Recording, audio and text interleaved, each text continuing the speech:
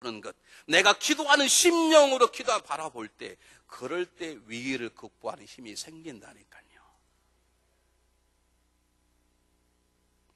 어떻게 알아먹을까?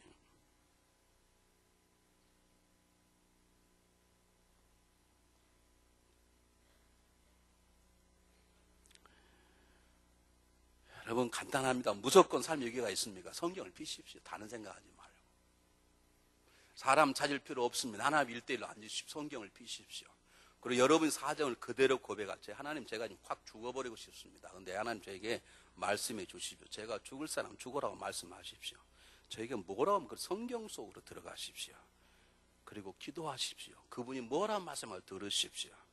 이것이 우선순위를 세우는 것이고, 이것이 위기 관리의 첫 번째 기름을 기억하시기를 바랍니다.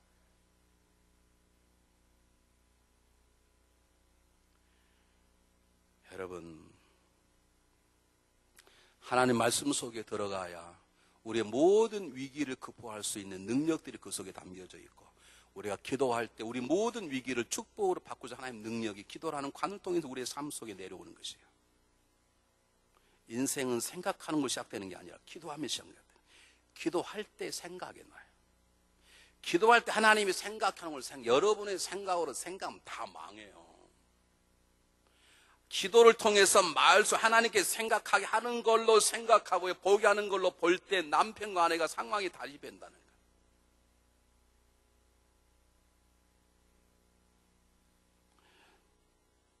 지난주에 젊은 남녀가 저를 찾아왔습니다. 찾아와서 목사님, 둘이 사랑하기 때문에 결혼하려고 그럽니다. 그래요. 나는 그 소리만 들으면 막 심장이 또 옛날 생각이 나가지고, 야, 나도 옛날에 이럴 때가 있었는데 벌써 세상에 30년이 다 지나가 버렸구나. 돌아갈 수 없는 과거요. 허무하고 슬프도 생각이 막 다 나. 이렇게. 제가 물었습니다. 뭐 때문에 결혼하려고 그러는 거? 그랬더니 사랑하니까요. 그래서 청년들 잘 들으시오. 사랑 때문에 결혼하는 거 아니에요. 그 사랑은 틀림없이 빛이 바래고, 가을이 되면 그렇게 아름답던 플라타스 나무의 큰 잎이 떨어져 썩어져 버리듯이 그 사랑은 소멸되어 버리는 변하네. 여러분이 어떤 상황 속에서도 말씀을 통해서 내 상황을 점검하고 그 말씀이 위기를 극복할 수 있는 능력이 있다고 생각이 되면 그때는 결혼. 내가 그래서 물었어요, 자매님에게.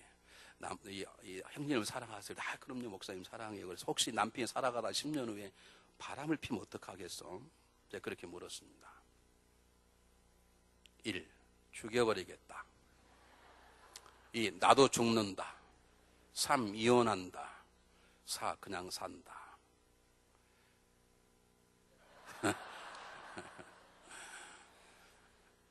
권사님은 정답을 말하시는데 묻지도 않을 때 한다는 게 그게 문제야.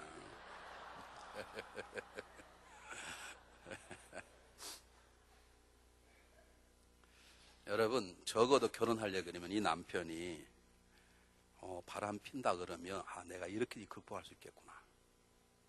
사업을 하다가 남편이 쫄딱 망했어. 지금은 한 달에 10만 불씩 버는데 사업하다가 쫄딱 망해서 빚을 내야. 그렇다면 나는 내가 다른 걸 해서 먹여 살려야겠다. 그런 위기 관리 능력이 있으면 하시고, 내 남편이 10만 불씩 벌다가 쫄딱 망해서 나한테 친정가 돈 가져와. 나 그럼 못 살아. 그럼 결혼하시면 안 돼요. 어떤 사람 저에게 찾아왔어요. 목사님, 이 자매님하고 결혼하려고 그러는데 어떻게 하면 되겠습니까? 확인해 봤는데 어떻게 확인합니까? 그래서 약속을 해라, 10시에. 그래가지고 10시 5분에 전화, 30분만 기다려라 그래라. 그래가 30분 되면 또 30분 또 기다려라 그래라. 그리고 30분 되면 5시간 기다리게 만들어라. 그리고 가가지고 자기 내가 참 잘못해서 미안해. 그 말 한마디에 그러니까 온 것만도 감사하죠. 그러면 결혼하고.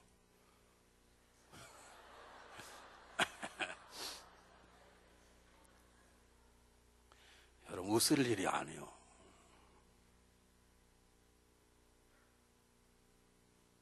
그게 위기 관리의 능력이고, 그게 말씀 위에 세워지고 기도 위에 세워진 사람의 모습인 거예요.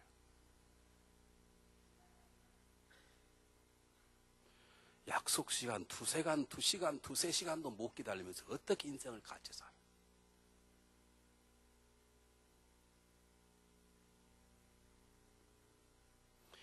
그걸 할 수 있는 첫 번째가 뭐냐면 말씀과 기도로 내 삶을 다시 다듬는 것이에요. 여러분의 생각을 내려놓으시고 여러분의 아픔도 내려놓고 삶의 상황이 그것 때문이 아니에요. 그 사람 때문이 아니에요. 내 말씀과 기도가 허물어진 모든 게 다 어려운 것이에요. 여러분 삶 위기가 왔습니까? 어렵습니까? 그럼 다시 말씀 속으로 들어가십시오. 다른 거 다 귀를 닫고 하나님 앞에 앉으십시오. 그분의 말씀에만 귀를 기울이십시오. 사도들이 그렇게 할 딱 마음을 먹으니까 저절로 자기들 일할 수가 없네. 할 수 없으니까 구전해야 되겠거든. 사람을 세우게 딱 결정이 되는 거예요. 저절로 위기의 문제 해결은 나오게 되어 있는 거예요. 두 번째, 사도들이 자기 자신을 세우고 나니까 답이 저절로 나오네. 자기들을 세우고 나니까 자기들은 구제사역에 손을 댈 수 없네. 그러나 구제사역은 해야 되는 것이고, 그러니 저절로 사람을 세우는 문제가 등장하게 되는 거예요.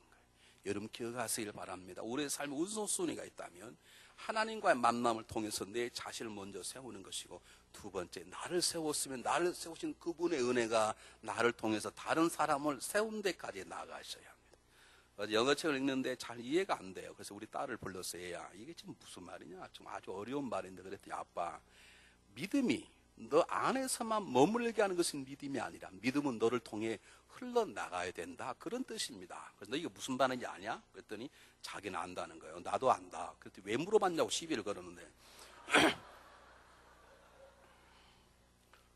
여러분 보세요. 우리가 하나님 은혜로 말씀과 기도를 통해서 내 자신이 세워지고 위기가 극복됐으면 그 다음에 할 일은 사람을 세우는 것입니다. 여러분 우리의 가정은 아내는 남편을 세우고 남편은 아내를 세우는 것입니다. 성도는 목회자는 성도를 세우고 성도는 목회자를 세우고 성도가 성도를 서로 세우는 것입니다. 아십니까? 여러분 지금 사람을 세우는 자입니까? 사람을 허무는 자십니까?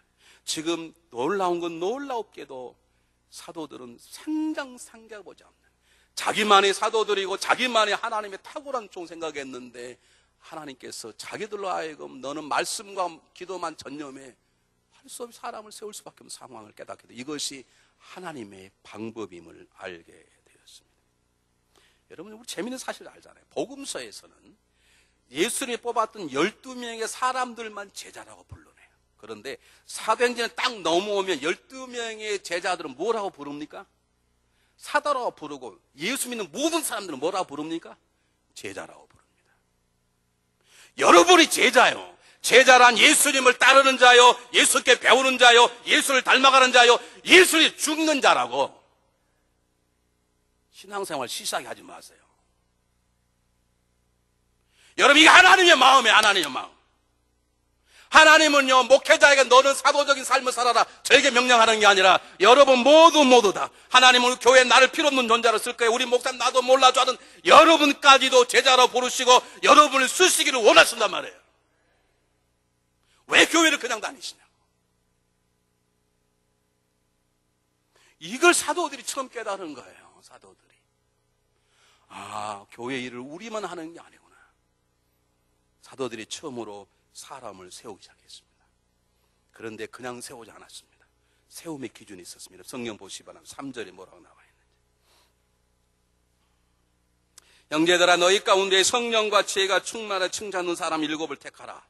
두 가지가 나와 있습니다. 형제들아, 너희가 성령과 지혜가 충만한 사람 하나 하고 칭찬하는 사람. 성령과 지혜가 충만하는 사람이 뭔가? 성령과 지혜가 충만하는 사람은 하나님을 아는 사람, 하나님과 교통하는 사람, 하나님의 일을 세상에 일고 구분할 줄 아는 사람, 때때로 하나님의 음성을 들을 줄 아는 사람, 하나님 인정하는 사람, 그 말입니다.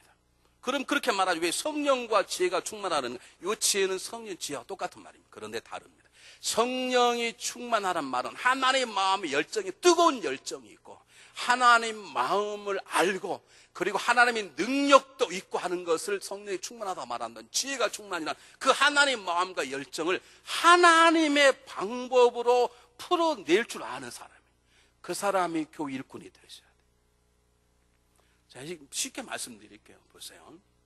우리 교회를 굉장히 사랑하시는 분들이 많이 계세요. 하나님 마음으로. 이게 성령 충만한, 그럼 여러분 그것을 풀어낼 때는 하나님의 방법으로 풀어내셔야 돼. 그것을 지혜가 충만하다 그래요.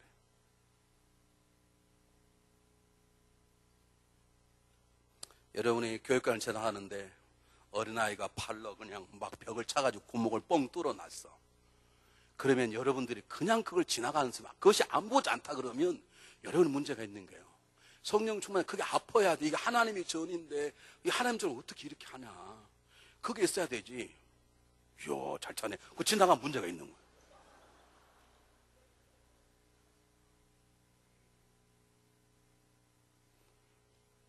교회 헌금 보니 헌금이 줄었어. 지금 장사가 안 되는구나. 그러면 안 돼. 여기 어떡하지 이게. 그런 마음. 그게 하나님 마음이고 성령 충만한 마음. 중요한 건 그것을 지혜로 풀어야 돼. 벽을 뻥 차고 구멍 뚫는 철없는 어린애를 차림 보내려고 차렷 열중샷. 네 부모가 누구냐 자식아. 그건 지혜 충만이 아니고 무식 충만이요. 그건 하나님의 마음을 하나님의 방법으로 푸는 게 아니요.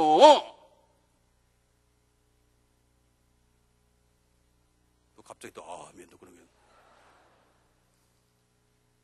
하나님의 마음을 하나님의 열정을 하나님의 방법을 풀죠. 그때는 애들 야 너 힘이 세다 너 잘하면 너 축구선수 될 수 있겠다. 그런데 여기 차면 이게 하나님의 성령이 안 좋거든. 그래서 다음에 내가 공을 하나 사줄 테니까 너 다음에 축구해라. 그게 얼마나 좋습니까? 그 애가 얼마나 감동을 받겠습니까? 그런 찬양 열중시험 네 아빠가 누구냐 그러니까 애들 니는 뭐냐 덤벼들지. 요즘 애들이 안 덤벼듭니까? 덤벼들죠.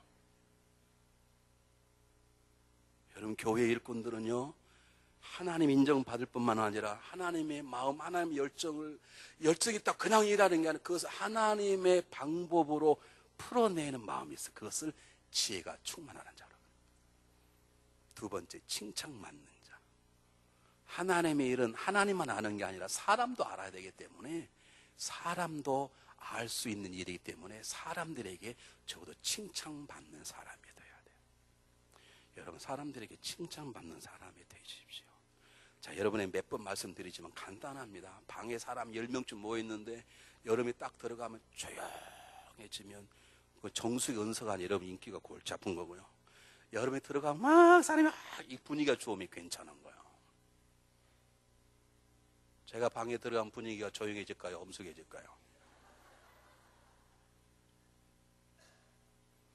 국회의원 되는 게 아니라 하나님의 영광을 필요한 게 그거예요. 시간이 없으니까 그 다음 보겠습니다. 두 번째, 사람을 세우는데 그냥 세우는 게 아니고 일의 위임입니다. 잘 보시기 바랍니다.